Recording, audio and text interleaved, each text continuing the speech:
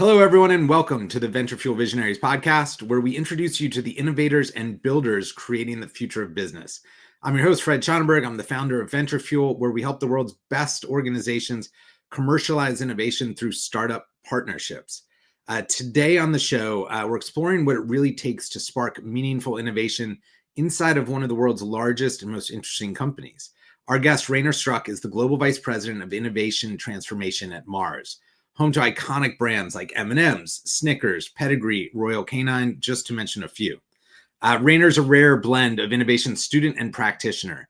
He taught himself the innovation discipline by studying the world's best innovation systems, and then is now applying those to how Mars develops new products, scales big bets, and drives digital transformation across its global businesses. Today, we're going to explore how Mars innovates at scale, how to build a culture that embraces experimentation, and how leaders can drive change in organizations where legacy success might actually be the biggest barrier to what is next. So whether you're a startup trying to collaborate with a global giant, or you're that global giant looking to accelerate innovation, Rainer brings an invaluable inside out and outside in perspective that I know you will enjoy. So without further ado, please join me in welcoming Rainer Struck. Rainer, thank you for coming on the show. Thanks for having me. Super excited to have this conversation. So I think one of my favorite moments is just seeing you in the hallway of one of the innovation conference we both were at, and I felt like I had to get out a pen for the list of books and references you were giving me.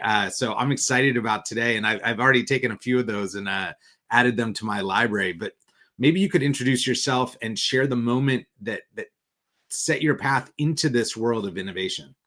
Yeah, absolutely. So you mentioned, I work for Mars, have been here for a long time, 25 years, also worked for 3 years at a retailing company early on in my career. And my background is in marketing.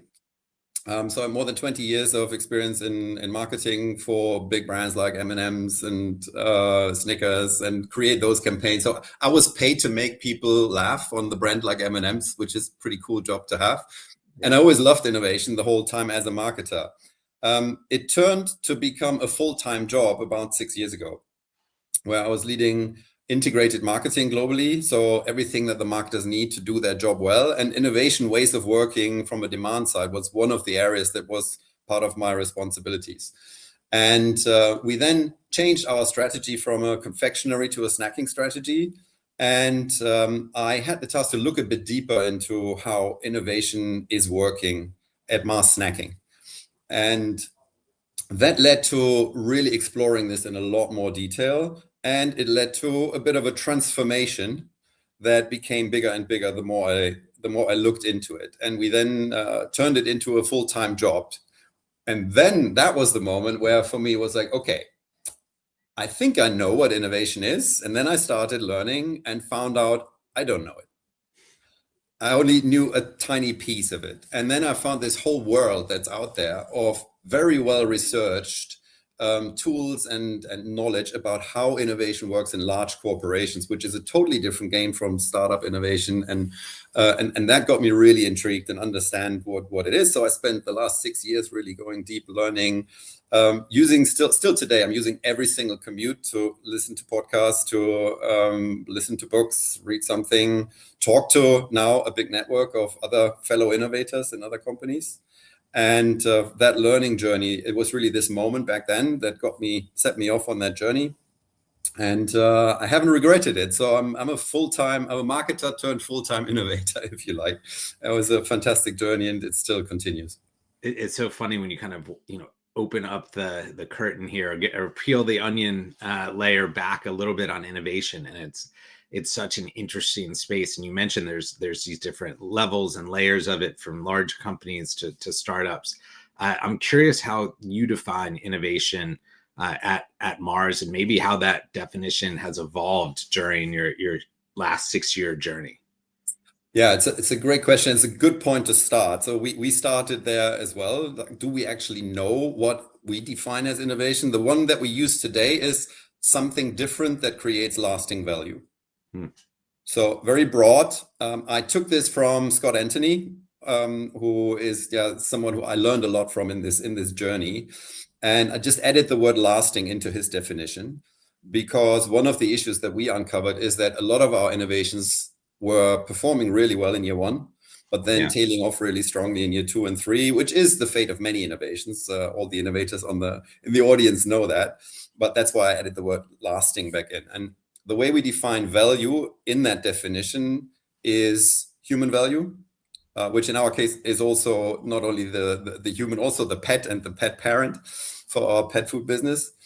And then economic value, we are a business, and then also societal value.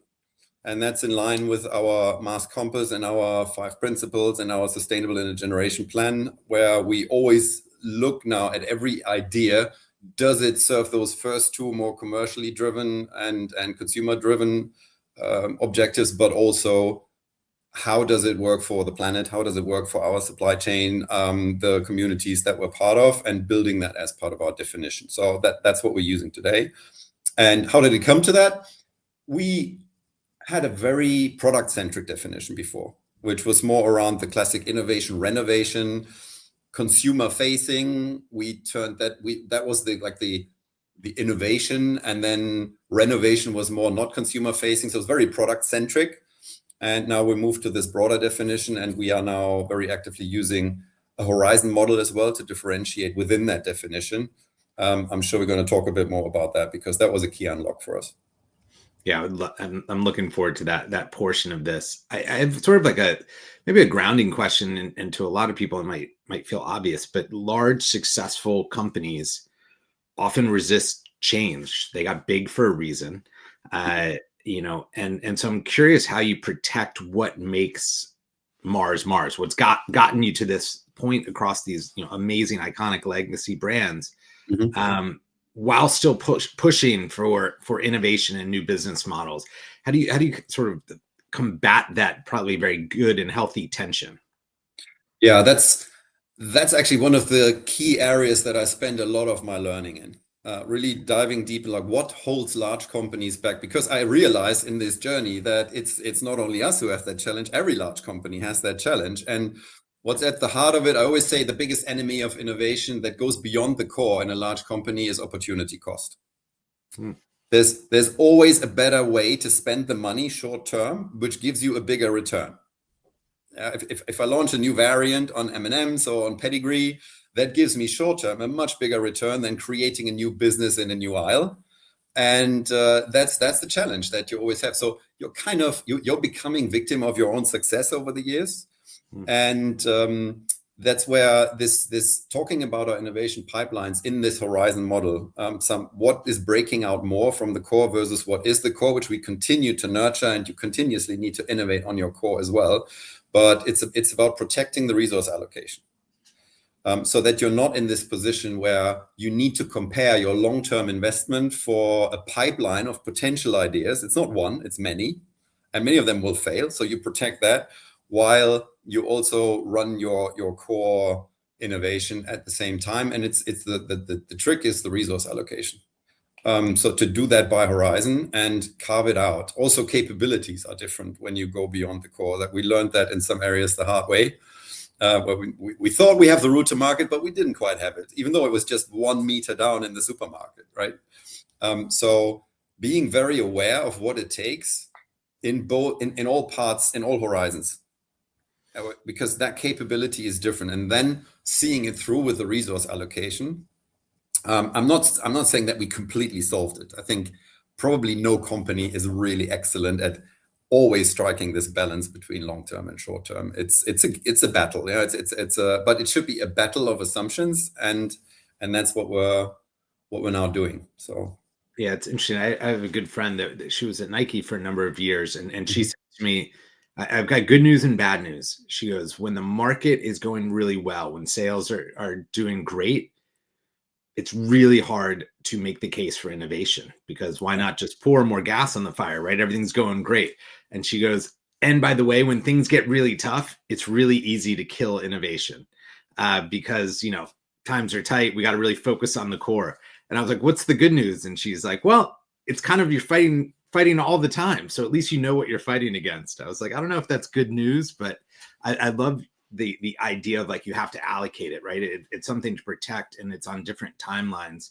How do you maintain that when times are either going so well that everyone wants to kind of focus on the core, or things are challenged and everyone wants to focus on the core? How are you carving that out in those battles of assumptions moments? Yeah.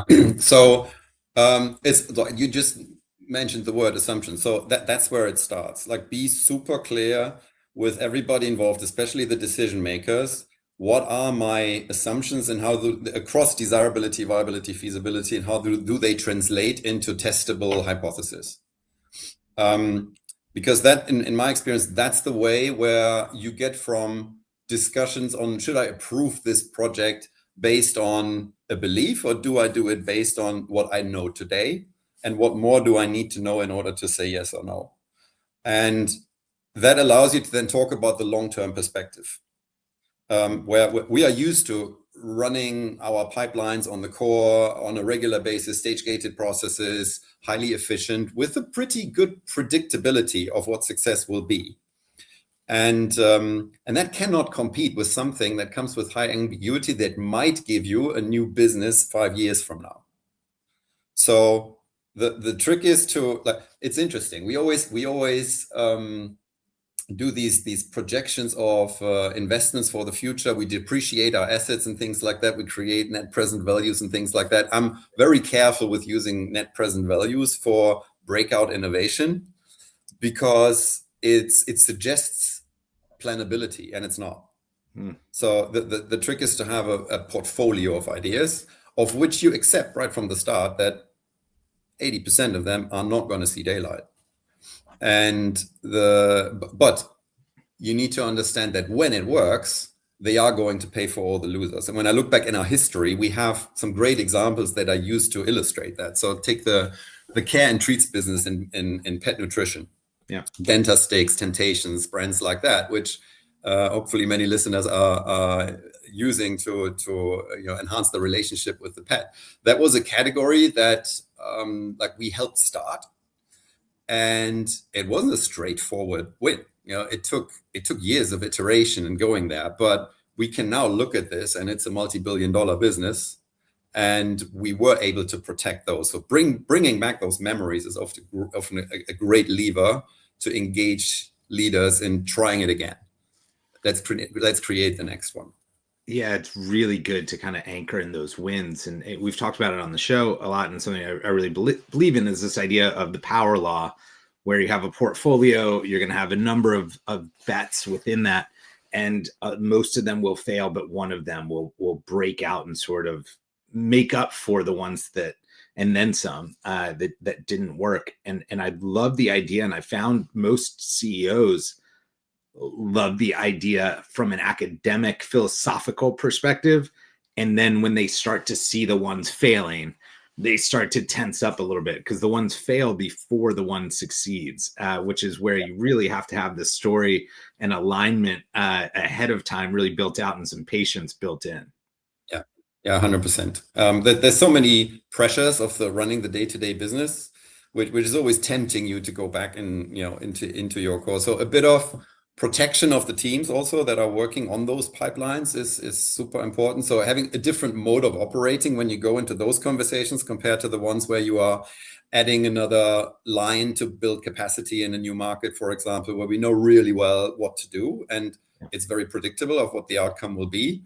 That needs to be one conversation, and it's important, very important, because that's making the money to allow you to go into the new stuff. But when it is about the new stuff, it's all about asking the right questions. So, which is why this idea of assumptions, that's something, again, I learned from Scott Anthony. He always says, have battles of assumptions. And I absolutely love that. That was one of my biggest learnings in coaching innovation teams and coaching leaders, how to work with innovation teams. Don't ask for certainty. Don't ask for proof. And when I look back at my career, oh my God, so many times where I asked for proof.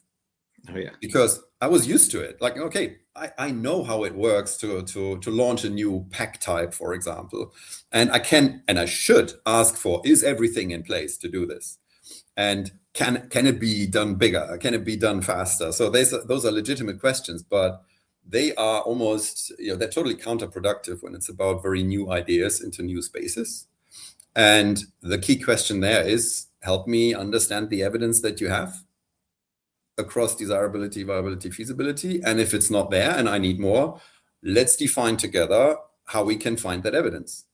And then my role as a leader is to find that team, find the next experimentation technique, or connect them with somebody in another company who might have done something similar, to find this little nugget of evidence that helps us say, okay, yes, we're going to continue.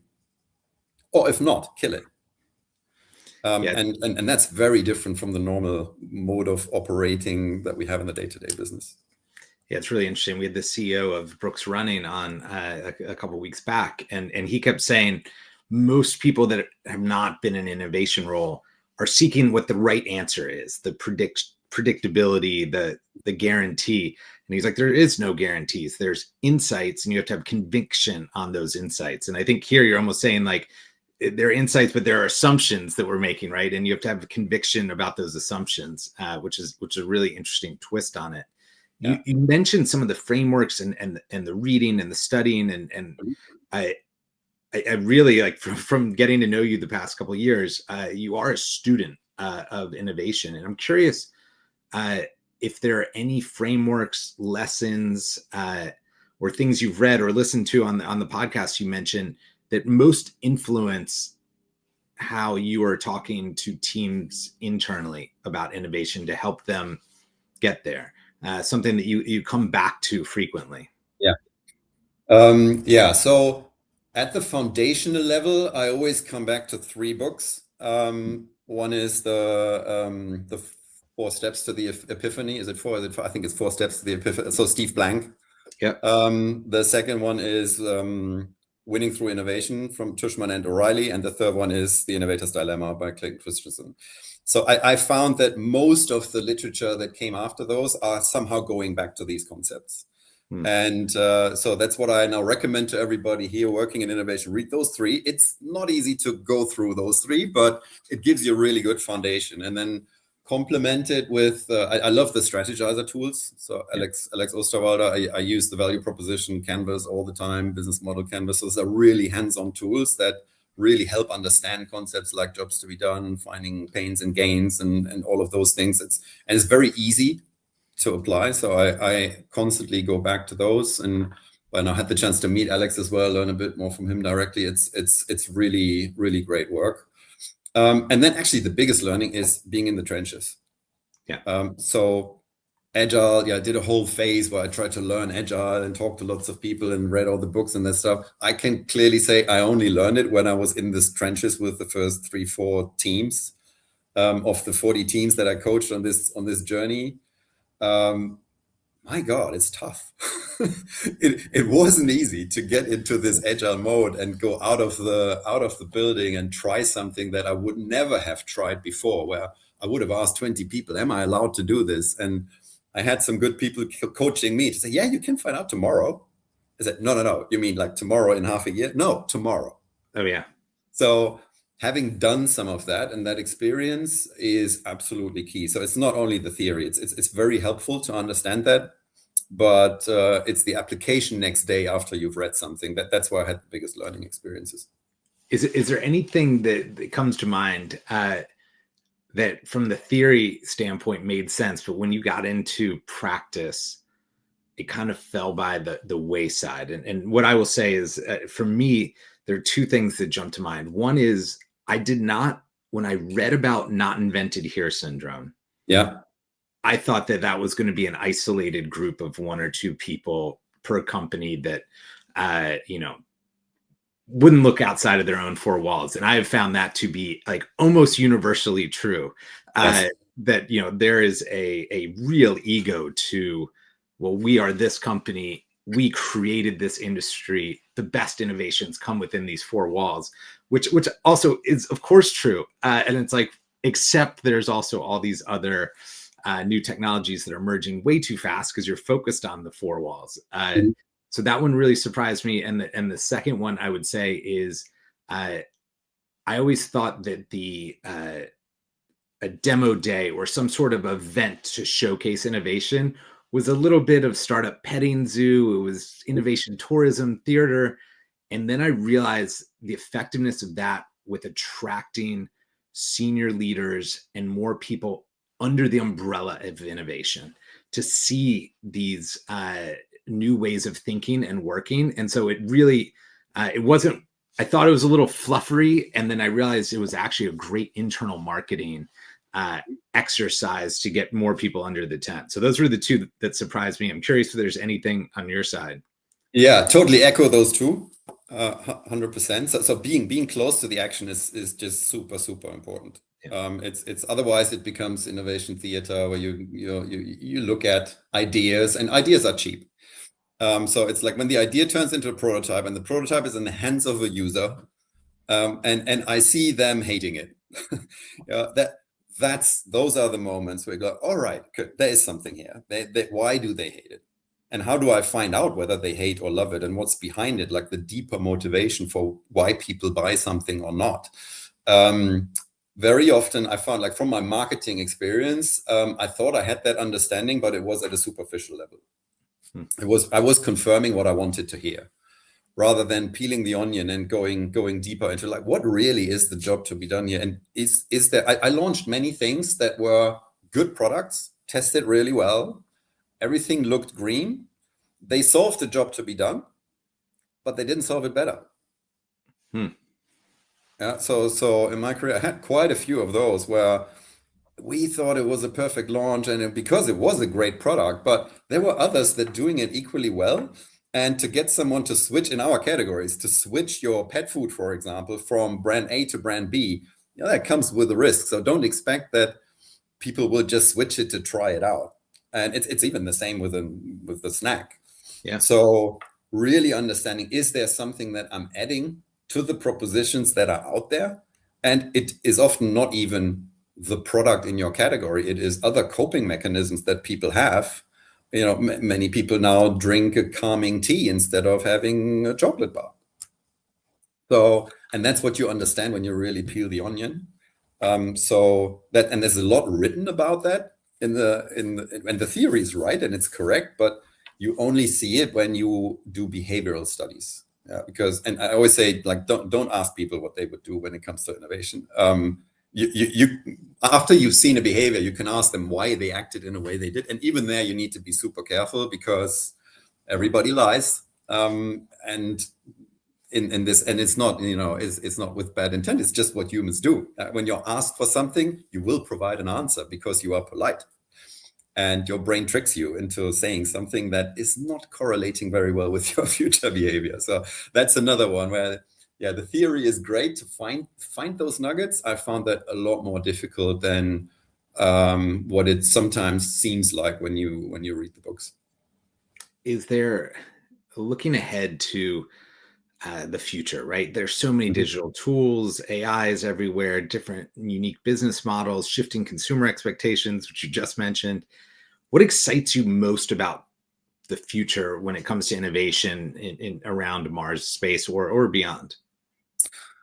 Yeah, I think it's the opportunity to crack some of the things that we talked about, the barriers that large organizations have, and the opportunity cost by using technology to become more adaptable.